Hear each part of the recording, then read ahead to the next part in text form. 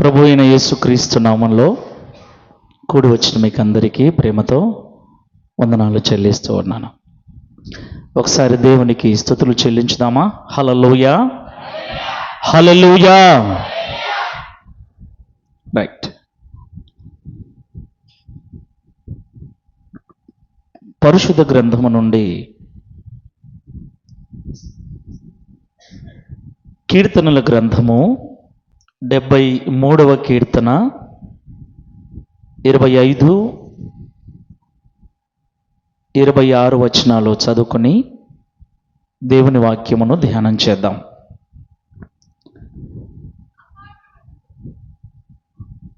ఆకాశమందు నీవు తప్ప నాకు ఎవరున్నారు? నీవు నాకుండగా లోకములోనిది ఏదియు నాకు అక్కరలేదు. నా శరీరము నా హృదయము క్షీణించిపోయినను దేవుడు నిత్యము నా హృదయమునకు ఆశ్రయదుర్గమును స్వాస్థ్యమునై ఉన్నాడు. చాలు, జాగ్రత్తగా వినండి దేవుని మాటలు. మనమందరం కూడా దేవుని పిల్లలం కదా. మనమందరం కూడా దేవుని పిల్లలమా కాదా? దేవుని పిల్లలమే అన్నోళ్ళు చేయొద్దండి. Very good. దేవుడు మనకు తండ్రి, మనము దేవుని పిల్లలం. పిల్లలకు ఎవరి పోలికలు వస్తాయండి? చెప్దామా? ఎవరి పోలికలు? తల్లిదండ్రుల పోలికలు, లేకపోతే మేనమామ పోలికలు, వారికి సంబంధించిన వాళ్ళ పోలికలే వస్తాయి, రావాలి కూడా. ఒకవేళ రాలేదనుకోండి, రాకపోతే కష్టమైపోతుంది. కాబట్టి పుడతానే ముక్కు ఎవరిలాగుంది, చెవులు ఎవరిలాగున్నాయి, అన్నీ కూడా గమనిస్తూ ఉంటాం. మనము దేవుని పిల్లలం. మనకు ఎవరి పోలికలు రావాలి? చెప్పాలి. దేవుని పోలికలు రావాలి. దేవుని పోలికలు రాకుండా ఇంకొకరి పోలికలు వచ్చాయి అనుకోండి, ఎట్లుంటుంది? ఇబ్బందిగా ఉంటుంది కదా. నేను ఎందుకు ఈ విషయాలు చెప్తున్నానంటే, ఈ లోకంలో మనకు పుట్టేటువంటి పిల్లల విషయంలో పోలికలు వెతుకుతూ ఎవరి పోలికలో ఉన్నారో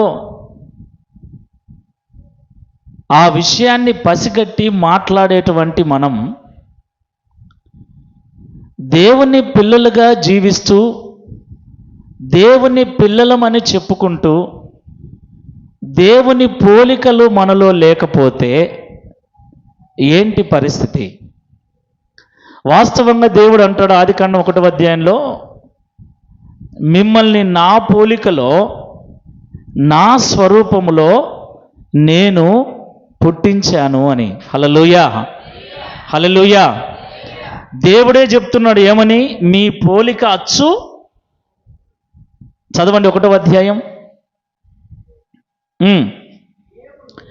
దేవుడు తన స్వరూపమందు నరుణ్ణి సృజించెను.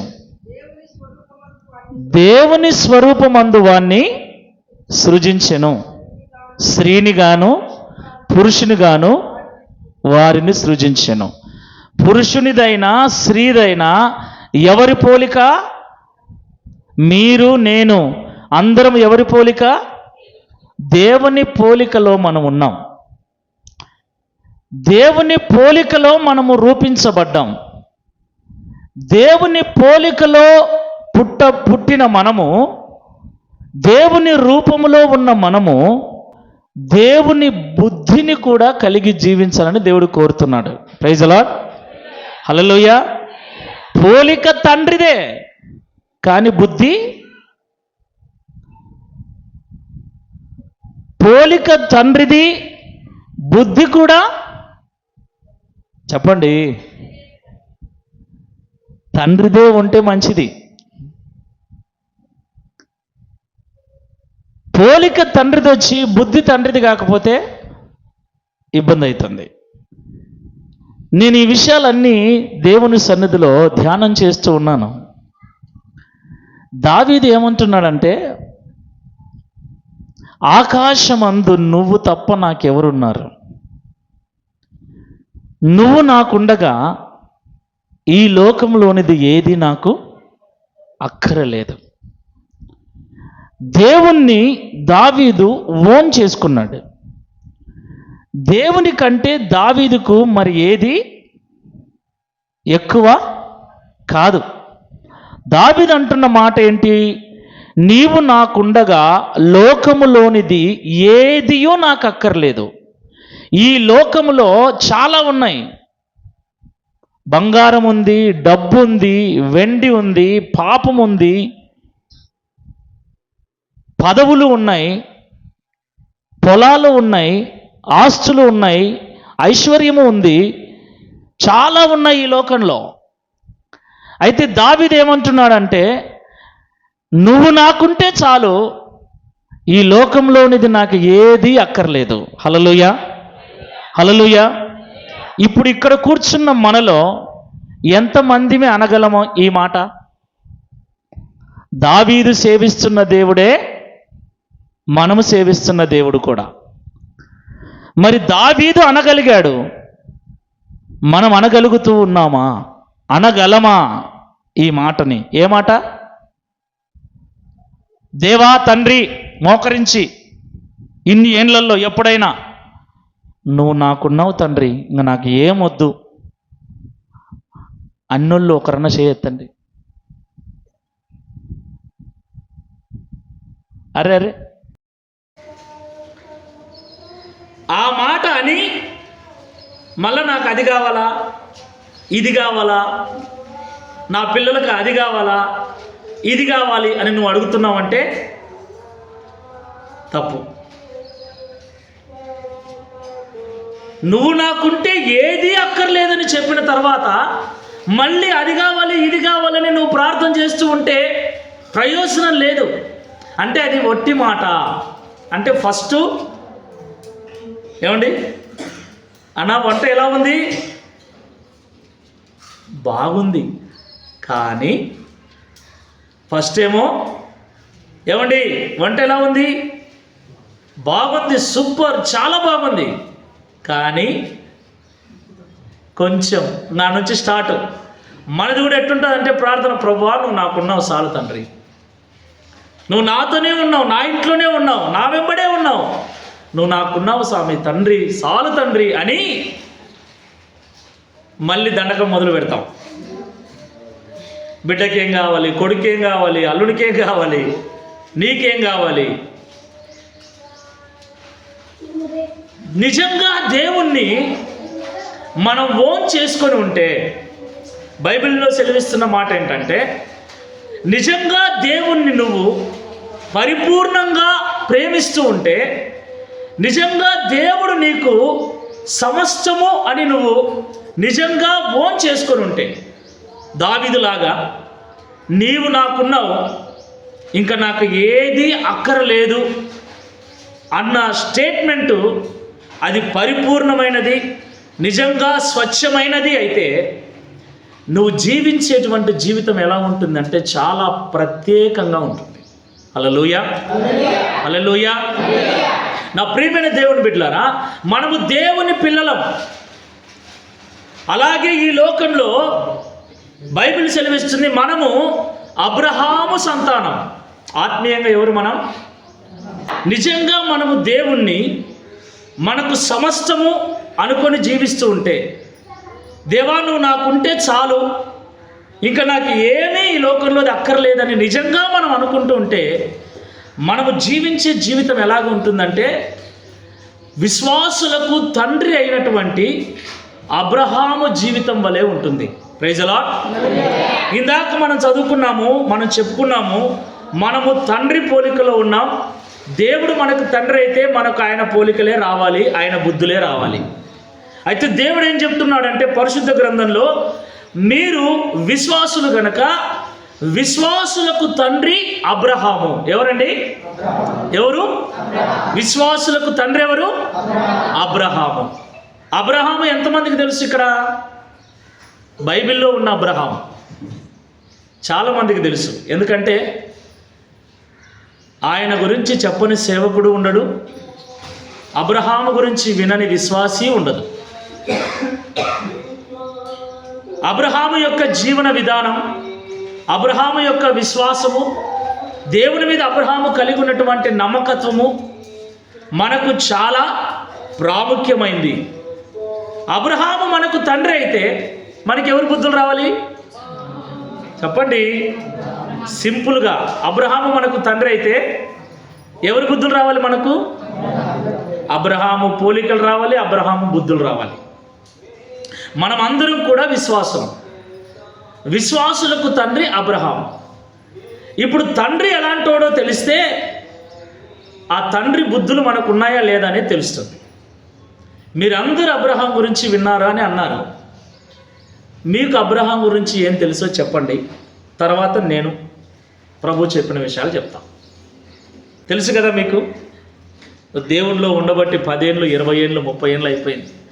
చాలామంది దైవ సేవకుల ద్వారా వినుంటారు. మీకు ఎంత తెలుసో అంతే చెప్పండి. అబ్రహాం గురించి ఏం తెలుసో అదే చెప్పండి. రైట్, నేను చెప్తాను ఈరోజు. పరిశుద్ధ గ్రంథంలో మార్కు సువార్త 12వ అధ్యాయం 29వ వచనాన్ని చదువుదాం. అలాగే ద్వితీయోపదేశ కాండం 6వ అధ్యాయం 5వ వచనాన్ని, ఈ 2 వచనాలు చదివి ముందుకెళ్దాం. అందుకు యేసు ప్రధానమైనది ఏదనగా ఓ ఇశ్రాయేలు వినుము, మన దేవుడైన ప్రభువు అద్వితీయ ప్రభువు. నీవు బాగా వినాలి, నీ పూర్ణ హృదయముతోను, నీ పూర్ణ ఆత్మతోను, నీ పూర్ణ వివేకముతోను, నీ పూర్ణ బలముతోను నీ దేవుడైన ప్రభువును ప్రేమింపవలెననున్నది ప్రధానమైన ఆజ్ఞ. ఇప్పుడు ద్వితీయోపదేశ కాండం 6వ అధ్యాయం 5వ వచనం. నీ పూర్ణ హృదయముతోను, నీ పూర్ణ ఆత్మతోను, నీ పూర్ణ శక్తితోను నీ దేవుడైన యెహోవాను ప్రేమింపవలెను. ఇప్పుడు మన దేవుడు ఎవరు? ఏమ్మా, మన దేవుడు ఎవరమ్మా? నోరు తెరవండి. ఒకవేళ ముత్యాలు గిత్యాలు రాలితే నేను మందిరమన్నా కట్టుకుంటా. ఎవరు మన దేవుడు? గట్టిగా చెప్పండి. యేసయ్య మన దేవుడు. మరి మన దేవుణ్ణి మనం ఎలా ప్రేమించాలట? ఎలా ప్రేమించాలి? పూర్ణ హృదయముతో, పూర్ణ ఆత్మతో, పూర్ణ శక్తితో, పూర్ణ బలముతో. మార్కు సువార్తలో పూర్ణ హృదయముతోను, పూర్ణ ఆత్మతోను, పూర్ణ వివేకముతోను, పూర్ణ బలముతోను హల్లెలూయా. దేవుణ్ణి ఎలా ప్రేమించాలంట మనం? పూర్ణ బలం, పూర్ణ ఆత్మ, పూర్ణ హృదయం, పూర్ణ వివేకం. పూర్ణము అంటే ఏంటి? పూర్ణము అంటే మీరు రుబ్బుకునే పూర్ణం కాదు. పూర్ణము. పౌర్ణమి అంటే అర్థం ఏంటి? పౌర్ణమి అని ఎప్పుడు అంటారు? చెప్పండి అన్న.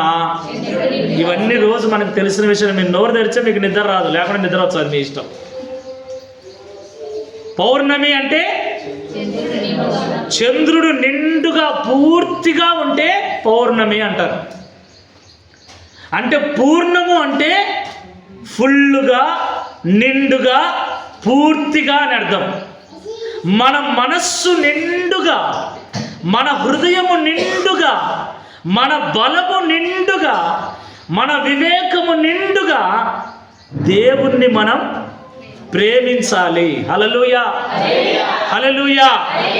నిండుగా, పూర్తిగా, పరిపూర్ణముగా, సంపూర్ణముగా దేవుణ్ణి ప్రేమించేవాడే నీవు నాకుండగా ఈ లోకంలోనిది నాకు ఏది అక్కర్లేదు అనగలడు. అలాగ జీవించగలడు. ఏమి లేకపోయినా, ఏమి రాకపోయినా, ఎవరు ఉన్నా ఎవరు లేకపోయినా, ఏది వచ్చినా ఏది రాకపోయినా, అనుకున్నది జరిగినా జరగకపోయినా, దేవుడా నీవు నాకుంటే చాలు అని అనుకునేది ఎవరంటే వాని పూర్ణ మనస్సులో, వాని హృదయం నిండుగా దేవుణ్ణి ప్రేమించేవాడు మాత్రమే. హల్లెలూయా, హల్లెలూయా, హల్లెలూయా. సరే, మనమందరం దేవుణ్ణి ప్రేమిస్తున్నాం, అవునా కాదా? దేవుణ్ణి నేను ప్రేమించలేదు అన్నోళ్ళు చేయొద్దు. అంటే మీరందరూ కూడా మేమందరం దేవుణ్ణి ప్రేమిస్తున్నాం అన్నోళ్ళు చేయొద్దండి. Very good. ఎంత ప్రేమిస్తున్నారో ఈరోజు చెక్ చేసుకో. దేవుడు ఏమంటున్నాడు? ఎలా ప్రేమించాలి దేవుణ్ణి? చెప్పాలి గట్టిగా, పూర్తిగా. అంతే. దేవుడే నాకు, దేవుడే అన్నీ, దేవుడు ఉంటే నాకు చాలు. ఇక దేవుడు తప్ప నాకు ఏది అవసరం లేదు. అవసరమైతే దేవుని కోసం ఏదైనా వదిలేస్తా, ఎవరినైనా విడిచిపెడతానే సమర్పణ కలిగినటువంటి జీవితం ఎవరిలో అయితే ఉంటుందో వారే పరిపూర్ణంగా దేవుణ్ణి ప్రేమిస్తున్న వాళ్ళు. హల్లెలూయా, హల్లెలూయా. మీరు జాగ్రత్తగా వినాలి దేవుని మాట. ప్రతి క్రైస్తవుడు కూడా దేవుణ్ణి ప్రేమిస్తున్నాడు కనుకనే దేవుని నమ్ముకున్నాడు, దేవుని మందిరానికి వస్తున్నాడు, దేవుని మందిరంలో కానుకలు వేస్తున్నాడు, దశభాగాలు ఇస్తున్నాడు, అనేక రకాల పరిచర్యలు చేస్తున్నాడు, ప్రేమిస్తున్నాడు. కాబట్టే ప్రేమ లేని వాడు ఏమి చేయలేడు. ప్రేమ ఉంటేనే, నీ భర్త మీద నీకు ప్రేమ ఉంటేనే నీ భర్తకు నువ్వు సపర్యలు చేయగలవు. నీ భార్య మీద నీకు ప్రేమ ఉంటేనే నువ్వు ఏదైనా చేయగలవు. నీ తల్లిదండ్రుల మీద నీకు ప్రేమ ఉంటేనే నువ్వు చేస్తావు. ప్రేమ లేకుంటే చేయలేవు. ఒకవేళ చేసినా అది సరిగ్గా ఉండదు. ఈరోజు మనము దేవుణ్ణి ప్రేమిస్తున్న వాళ్ళం. ఖచ్చితంగా మనం దేవుణ్ణి ప్రేమిస్తున్నాం, అందులో సందేహమే లేదు. హల్లెలూయా. అయితే దేవుడు ఏం కోరుకుంటున్నారంటే, మీరు నన్ను ప్రేమిస్తూ ఉంటే, నిజంగా మీరు నన్ను ప్రేమించేవారైతే నన్ను ఎలా ప్రేమించాలి అంటే, మీ పూర్ణ మనస్సుతో, మీ పూర్ణ బలముతో, మీ పూర్ణ ఆత్మతో, మీ పూర్ణ వివేకముతో మీరు నన్ను ప్రేమించాలి అంటున్నాడు. అంటే ఇంకా మనకు దావీదు ఎలాగైతే స్టేట్మెంట్ ఇస్తున్నాడో, ఇక దేవుడు తప్ప నాకు ఏది వద్దు, ఇక దేవుడు ఉంటే నాకు చాలు. మీరు అంటుంటారు నీకంటే నా అంటుంటారు భార్యతో, ఎప్పుడు బాగా ముద్దొచ్చినప్పుడు, నీకంటే నాకేం కావాలి బంగారం అంటాం కదా. భార్య కూడా భర్తతో అంటుంది, నీకంటే నాకేం కావాలండి. దేవునితో నువ్వు అనగలగాలి ఆ మాట, ప్రభువా నీకంటే నాకు ఏది ఎక్కువ కాదు. హల్లెలూయా, హల్లెలూయా, హల్లెలూయా, హల్లెలూయా. నా ప్రియమైన దేవుని బిడ్డలారా, దేవుడు కోరుకుంటున్న ప్రేమ ఎంత, మనము ప్రేమిస్తున్న ప్రేమ ఎంత, ఈ విషయాన్ని మీరు గుర్తుపెట్టుకోండి. కేవలం ఇచ్చే విషయంలో మాత్రమే నేను ఈ మాట చెప్పట్లేదు. దావీదు అంటున్నాడు, ఈ లోకములోనిది ఏది నాకు అక్కర్లేదు అంటున్నాడు. మరి మన యొక్క జీవితంలో దేవునికి భక్తి చేస్తున్న మనము, దేవుణ్ణి ఆరాధిస్తున్న మనము, దేవుణ్ణి ప్రేమిస్తున్న మనము ఎలాంటి ఆలోచన కలిగి ఉన్నాం? మనకు తండ్రి అబ్రహాము, విశ్వాసులకు తండ్రి అబ్రహాము. అబ్రహామును దేవుడు పిలిచాడు. ఎప్పుడు పిలిచాడు? ఎందుకు పిలిచాడు? ఎలా పిలిచాడు? అతని జీవితంలో ఏం జరిగింది? ఒక మూడే విషయాలు ఈరోజు నేను మీకు చెప్తాను. ఎందుకు ఆయన గురించే తెలుసుకోవాలి? బైబిల్లో చాలామంది భక్తులు ఉన్నారు. ఎందుకు అబ్రహాము గురించి తెలుసుకోవాలి అంటే, విశ్వాసులకు తండ్రి ఆయనే. మనమందరం ఎవరు? మనం విశ్వాసులం. మనం విశ్వాసులం కాబట్టి మన తండ్రి గురించే మనం తెలుసుకుందాం. మన తండ్రి పేరు ఏం పేరు? పరమ తండ్రి పేరు యేసయ్య. అది వదిలేయండి, అంత పైకి వెళ్ళగాకండి. భూలోకంలో విశ్వాసులమైన మనకందరికీ తండ్రి అబ్రహాము అని పరిశుద్ధ గ్రంథం సెలవిస్తుంది. అబ్రహాము ఎలాంటి వాడు, ఆయన పిల్లలమైన మనము ఆయన బుద్ధులు కలిగి ఉన్నామా? మూడు విషయాలు ఈరోజు చెప్తాను. మొదటిది, అసలు అబ్రహాము ఎవరు? అబ్రహాము తండ్రి పేరు ఏంటి? అబ్రహాము ఏ ఊరిలో నివాసం చేశాడు? అబ్రహామును ఎప్పుడు దేవుడు ఎందుకు పిలిచాడు? ఈ విషయాలు చెప్తాం. అబ్రహాము ఊరి పేరే ఊరు, కల్దీయుల దేశం. ఊరు అనేటువంటి ఊరిలో పట్టణం, అది ఊరు అనే పేరు కలిగిన పట్టణంలో అబ్రహాము నివాసం చేస్తున్నాడు. అబ్రహాము తండ్రి పేరు తెరహు. చెప్పండి, ఏం పేరు? అబ్రహాము తండ్రి పేరు తెరహు. తెరహుకు ముగ్గురు కొడుకులు. మొదటి కొడుకు హారాను, అబ్రహాము, నాహోరు. వీళ్ళు ముగ్గురు కొడుకులు ఆయనకు. లోతు ఎవరి కొడుకు అంటే పెద్ద కొడుకు. అబ్రహాముకు పిల్లలు లేరు. ఈ విషయం తెలుసా తెలీదా మీకు? అబ్రహాముకు పిల్లలు లేరు. అబ్రహాం భార్య పేరు ఏం పేరు చెప్పండి? శారా. ఆమె పేరు శారాయి. ఈ అబ్రాము, శారాయి, నాహోరు, హారాను తెరహుతో కలిసి ఊరు అనే పట్టణంలో నివాసం చేస్తున్నారు. చారిత్రక ఆధారాల ప్రకారం ఈ తెరహు ఎవరు అంటే చంద్రదేవత గుడిలో పూజారిగా ఉన్నాడు. చంద్రదేవత గుడిలో పౌరోహిత్యం చేస్తూ ఉన్నాడు. దానికి తోడుగా వీళ్ళందరూ కూడా చరిత్ర ప్రకారముగా దేవతల బొమ్మలు చేసుకొని ఆ బొమ్మలు అమ్ముకొని జీవించేటువంటి జీవితం. బొమ్మల వ్యాపారం చేసేవాళ్ళు, మట్టి బొమ్మల వ్యాపారం చేసే వీళ్ళు పూర్తిగా మనం ఒకప్పుడు ఎలాగైతే విగ్రహారాధనలో బ్రతికామో తెరహు కుటుంబం కూడా పూర్తిగా విగ్రహారాధనలో బ్రతుకుతున్నటువంటి కుటుంబం. అలాంటి కుటుంబాన్ని దేవుడు చూసి మొదట పిలిచింది ఎవరిని అంటే తెరహును పిలిచాడు. అబ్రహామును పిలవలేదు, తెరహును పిలిచాడు. బైబిల్లో ఆదికాండంలో మనకు కనబడుతుంది ఆ మాట. ఆదికాండం 11వ అధ్యాయం 27వ వచనం నుండి. తెరహు వంశావళి ఇది. తెరహు అబ్రహామును, నాహోరును, హారానును కనెను. హారాను లోతును కనెను. హారాను తాను పుట్టిన దేశమందలి కల్దీయుల ఊరను పట్టణములో తన తండ్రి అయిన తెరహు కంటే ముందే మృతి పొందెను. లోతు తండ్రి అయినటువంటి హారాను తెరహు కంటే ముందే అంటే పెద్ద కొడుకు ముందే చనిపోయాడు. పెద్ద కొడుకు చనిపోయేసరికి వీరందరూ కూడా ఊరు అనే పట్టణంలోనే నివాసం చేస్తూ ఉన్నారు. ఆ కొడుకు చనిపోయిన తర్వాత చూడండి, అబ్రహాము నాహోరును ఇద్దరు కొడుకులు వివాహం చేసుకున్నారు. అబ్రహాము భార్య పేరు శారయి, నాహోరు భార్య పేరు మిల్కా. ఆమె మిల్కాకును ఇస్కాకును తండ్రి అయిన హారాను కుమార్తె. శారాయి గొడ్రాలై ఉండెను, ఆమెకు సంతానం లేదు. ఇది చరిత్ర. తర్వాత ఏంటి? తెరహు తన కుమారుడకు అబ్రామును, తన కుమారుని కుమారుడు అనగా హారాను కుమారుడకు లోతును, తన కుమారుడకు అబ్రాము భార్య అయిన శారాయిని అను తన కోడలిని తీసుకొని కనానుకు వెళ్ళుటకు కల్దీయుల ఊరను పట్టణములో నుండి వారితో కూడా బయలుదేరి హారాను మట్టుకు వచ్చి అక్కడ నివసించిరి. తెరహు బ్రతికిన దినములు 205 ఏండ్లు.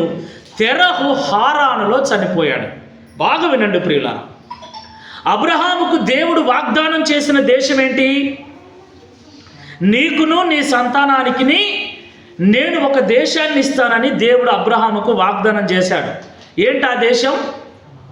కనాను దేశం. అబ్రహాముకు వాగ్దానం చేశాడు. అయితే అబ్రహాముకు దేవుడు వాగ్దానం చేయటానికంటే ముందే తండ్రి అయినటువంటి తెరహు ఎక్కడికి ప్రయాణం చేస్తున్నాడు? కనానుకు ప్రయాణం చేస్తున్నాడు. బాగా వినండి దేవుని మాట. అబ్రహామును దేవుడు పిలవలేదు, కానీ తండ్రి ఆ అబ్రహామును, శారాయిని, లోతును కుటుంబాలను వెంటబెట్టుకొని కనానుకు ప్రయాణమయ్యాడు. వీళ్ళందరినీ కూడా పూజారిగా ఉన్నటువంటి తెరహు, బొమ్మలమ్ముకునేటువంటి వృత్తిలో ఉన్నటువంటి తెరహు తన గ్రామాన్ని, తన ఇంటిని, తన బంధువులను వారందరినీ వదిలిపెట్టి కనాను దేశానికి వెళ్తున్నాడు. ఎందుకు?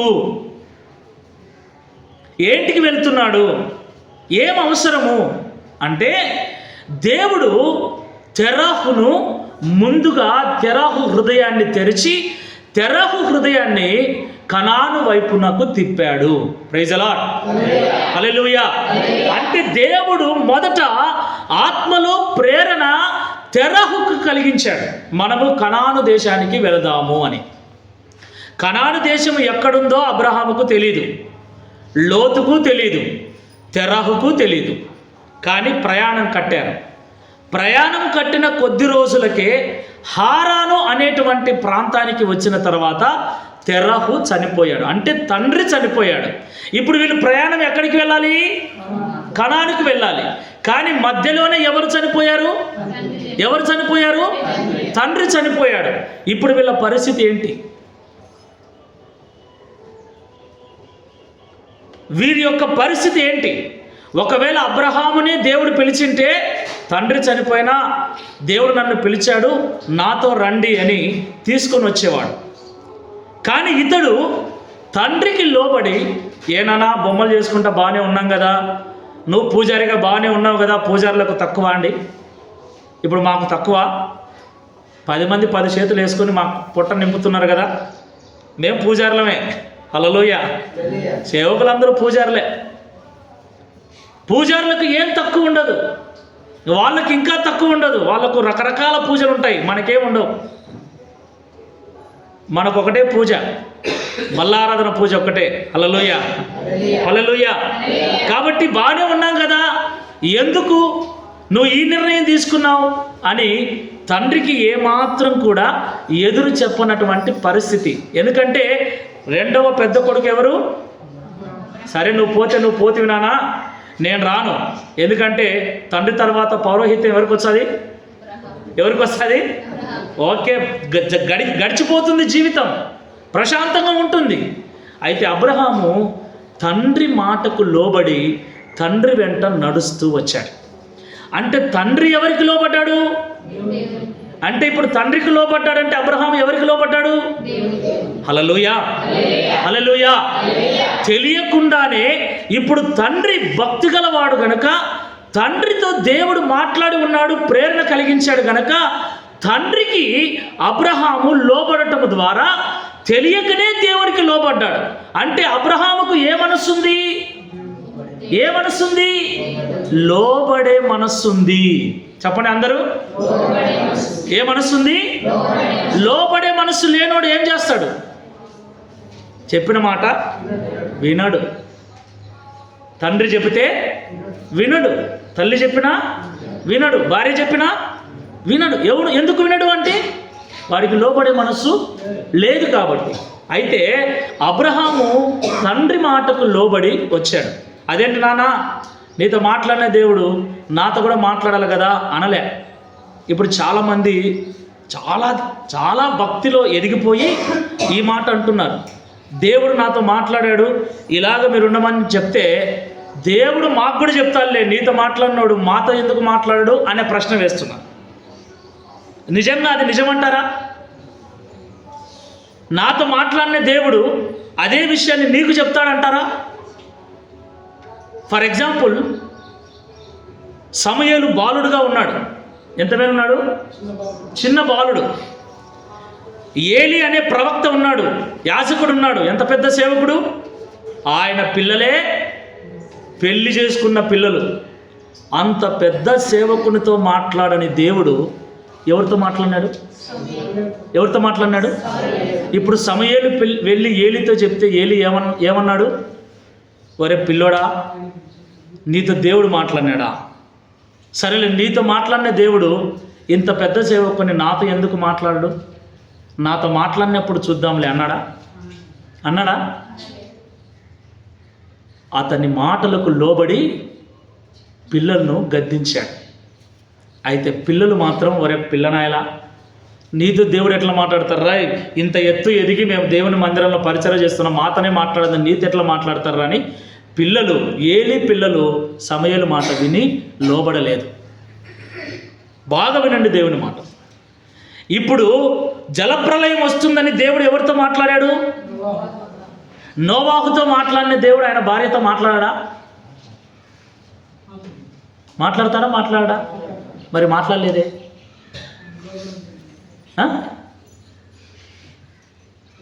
అర్థమవుతుందా? తెరాహుతో మాట్లాడిన దేవుడు అబ్రహాముతో కూడా మాట్లాడాలి కదా, ఎందుకంటే నెక్స్ట్ జనరేషన్ ఈయనే కదా. సమూయేలుతో మాట్లాడిన దేవుడు ఎప్పటి నుంచో సేవ చేస్తున్న ఏలితో ఎందుకు మాట్లాడలేదు? నోవాహుతో భర్తతో మాట్లాడిన దేవుడు ఆ తర్వాత 3 కొడుకులు ఉన్నారు, కోడళ్ళు ఉన్నారు, భార్య ఉంది, వాళ్ళతో ఎందుకు మాట్లాడలేదు?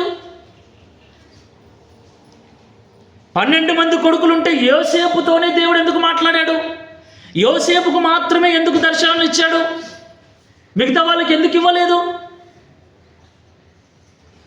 ఏమండి, ఈనాడు ప్రశ్నలు ఎలా ఉన్నాయంటే, దేవుడు నాతో మాట్లాడాడు బ్రదర్, మీ జీవితాన్ని మార్చుకోవాలి, మీరు ఇలా ఉండాలి అంటే టక్కున నీకు చెప్పిన దేవుడు నాకు చెప్తాలే, నాకు చెప్పినప్పుడు చూద్దాంలే అంటారు. సేవకులు కూడా ఇట్లే తయారైనా. నీకు చెప్పినాడు,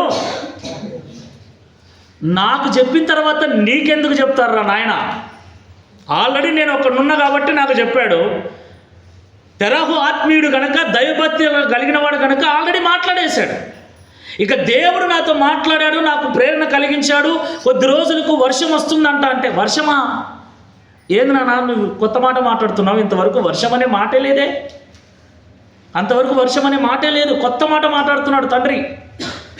దేవుడు నాతో చెప్పారా, సరేలే ఏం చేయాలి? ఒక పెద్ద ఓడ కట్టాలి. ఎంత ప్రయాసపడి ఉంటారు.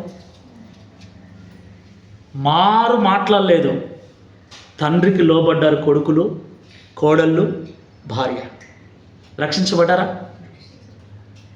అయితే యోసేపు నాకు దేవుడు మాట్లాడాడు, దర్శనమిచ్చాడు అన్నా అని చెప్తే వాళ్ళ అన్నలు యోసేపును కొట్టి, యోసేపును గుంతలో పడేసి, యోసేపును అమ్మివేశారు. చివరికి ఏం జరిగింది? 13 సంవత్సరాల తర్వాత ఆ రోజు తమ్ముడు చెప్పిన మాటలు నెరవేర్చబడి వారి కళ్ళ ఎదుట నిలబడినప్పుడు సిగ్గుతో తలదించుకున్నారు అన్నలు. ఆత్మీయత కలిగిన దైవజనుడు, ఆత్మీయత కలిగిన భర్త, ఆత్మీయురాలైనటువంటి భార్య దేవుని వాక్కుగా చెప్పే మాటలను ఆ భర్త, ఆ భార్య, ఆ సంఘము, ఆ సేవకుడు వినకపోతే, ఆ పిల్లలు వినకపోతే తర్వాత సిగ్గుతో తలదించుకునే పరిస్థితి వస్తుంది. ఈరోజు నేను ఈ స్థలంలో నిలబడి మాట్లాడుతున్నానంటే ఇవి దేవుడు నాతో మాట్లాడిన మాటలు. దేవుని సన్నిధిలో దేవుడు నాతో మాట్లాడిన మాటలను రాసుకొని వాటిని నేను మీకు తెలియజేస్తూ ఉన్నాను. ఇప్పుడు మీరేం చేయాలి? ఏం చేయాలి? దేవుడు నీతో మాట్లాడినాడు కదా, మాతో మాట్లాడినప్పుడు మారతాములే అని అన్నారనుకో, చెప్పండి, సిగ్గుతో ఒకరోజు తల దించుకునే పరిస్థితి వస్తుంది. అబ్రహాము తండ్రికి లోబడ్డాడు, తద్వారా దేవునికి లోబడ్డాడు. అయితే జరిగింది ఏంటంటే తండ్రితో పాటు ప్రయాణం కట్టొచ్చాడు, మధ్యలో తండ్రి చనిపోయాడు. అప్పుడు దేవుడు అబ్రహాముతో మాట్లాడాడు. హల్లెలూయా, హల్లెలూయా. దేవుడు నీతో, నువ్వు అంటున్నావే నీతో మాట్లాడిన దేవుడు నాతో కూడా మాట్లాడతాడు, అప్పుడు నేను చూస్తానంటే నేను పోయినాక నీతో మాట్లాడతాడు. తెరహు ఉన్నంత వరకు అబ్రహాముతో దేవుడు మాట్లాడలేదు. తెరహే అబ్రహాముకు దేవుడు. తెరహు చెప్పినట్లే అబ్రహాము వింటూ వచ్చాడు. అయితే మాట్లాడేటువంటి తండ్రి, నడిపించేటువంటి తండ్రి, మార్గము చూపించే తండ్రి ఎప్పుడైతే చనిపోయాడో, ఇక మార్గం తెలియని పరిస్థితుల్లో, ఎటు వెళ్ళాలో తోచని పరిస్థితుల్లో, అప్పుడు దేవా, నా తండ్రి దేవా, ప్రైజ్ ది లార్డ్, హల్లెలూయా, నా తండ్రితో మాట్లాడి నా తండ్రిని ప్రేరేపించి సొంత ఊరు నుండి తీసుకొని వస్తున్న నా తండ్రి అయిన తెరహు దేవా, నాతో కూడా మాట్లాడి ఇప్పుడు నన్ను నడిపించడానికి నా తండ్రి లేడని ప్రార్థన చేస్తే 12వ అధ్యాయంలో దేవుడు అబ్రహాముతో మాట్లాడాడు. చూడండి, అంతవరకు అబ్రహాముతో దేవుడు మాట్లాడలేదు. నీకు నిజంగా లోబడే మనసుంటే ఈరోజు దైవ సేవకుని నోట వచ్చే మాట అది దేవుని మాటగా నువ్వు భావించి నువ్వు ఆ మాటలకు లోబడితే నువ్వు ఎట్లుంటే నాకేమండి, మీరు ఎట్లుంటే నాకేం? ఇంట్లో భార్య భర్తలు తన్నుకోరి తిట్టుకోరి భయంకరంగా టీవీలు చూడండి, సినిమాలు చూడండి, బూతులు మాట్లాడుకోండి, మీ ఇష్టానికి మీ ఇంట్లో ఉండండి. నాకు పోయేదేముంది? నాకేమైనా నష్టమా? నాకే నష్టం లేదు. కానీ ఈరోజు ఒక అత్తగా, ఒక కోడలుగా, ఒక మామగా, ఒక కొడుకుగా, ఒక భర్తగా, ఒక భార్యగా నువ్వు ఇలాగ ఉండాలి, ఇలాగ ఉండకూడదు, నీ మనస్సు మార్చుకోవాలి, నీ మాట తీరు మార్చుకోవాలి, నీ పద్ధతి మార్చుకోవాలని ఈ స్థలంలో నిలబడి నేను చెబుతున్నానంటే ఇవి నా మాటలు కాదు, దేవుని మాటలు. ఆ మాటలకు నువ్వు లోబడితే నువ్వు ఆశీర్వదించబడతావు. నాతో మాట్లాడినప్పుడు చూద్దాంలే అని నువ్వు అనుకుంటే ఒకరోజు యోసేపు అన్నల్లాగా నువ్వు కూడా సిగ్గుపడాల్సి వస్తుంది. ఏలి కొడుకుల్లాగా కుటుంబము జీవితం పతనం చేసుకునే పరిస్థితి వస్తుంది. వినకపోవటం ద్వారా ఏమైపోయారు? ఏలి కొడుకులు చచ్చిపోయారు. చిన్న పిల్లోడైనా ఆత్మీయుడైతే నా అనుభవం అంత లేదు, నీ వయసు అంటారు. ఏమండి, నువ్వు నాకు మా నాయన అనేవాడు, ఒరే నాకు పుట్టి నాకే చెప్తున్నావా అనేవాడు. ఏం చేసేది? అట్లాంటి మనసులను ఎవరు ఏం చేయలేము. నేను నిన్నగాక మొన్ననే సేవకు 9 నర్స్, మీరు 50 ఏళ్ళ నుంచి విశ్వాసులుగా ఉండి ఉండొచ్చు. 50 ఏళ్ళు నిన్నగాక మొన్న ఇది కాదు మీరు చూడాల్సింది. అతనిలో ఉన్న ఆత్మీయత ఏంటి, అతనికి ఉన్న ప్రార్థనా జీవితం ఏంటి, దేవునిలో అతనికి ఉన్న సమర్పణ జీవితం, దేవునితో అతనికి ఉన్న కనెక్టివిటీ ఏంటి, సంబంధం ఎలాంటిది, అది చూడండి. అప్పుడు మీకు లోబడే మనసు వస్తుంది. ఆలోచించండి, ఊరికొచ్చి లక్షల మందిరం కట్టించి ఈ ఊరి క్షేమం కొరకు ఉపవాసాలు ఉండి కన్నీళ్లతో ప్రార్థన చేస్తూ ఉంటే మాత్రం వీళ్ళకు పట్టలేదు. ఎందుకో నాకు అర్థం కావట్లేదు. దేవునికి లోబడేటువంటి మనస్సు లేని వారి పరిస్థితి ఇట్లే ఉంటుంది. కానీ మన తండ్రి అయిన అబ్రహాముకున్న మనసు ఏంటంటే లోబడే మనస్సు. హల్లెలూయా, హల్లెలూయా, హల్లెలూయా. తనకు ఏ దేవుడు కనబడకపోయినా, తనకు ఏ దేవుడు తనతో మాట్లాడకపోయినా తండ్రి లోబడ్డాడు కనుక తండ్రి మాట విని ప్రయాణం కట్టాడు. తండ్రి చనిపోయిన తర్వాత దిక్కుతోచని పరిస్థితుల్లో ఉన్న అబ్రహాముతో 12వ అధ్యాయం 1వ వచనంలో రాయబడిన మాట చూడండి.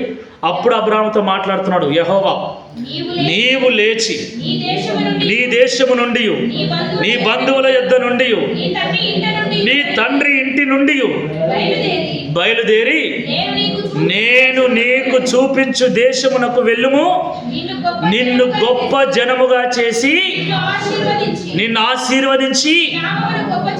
హల్లెలూయా.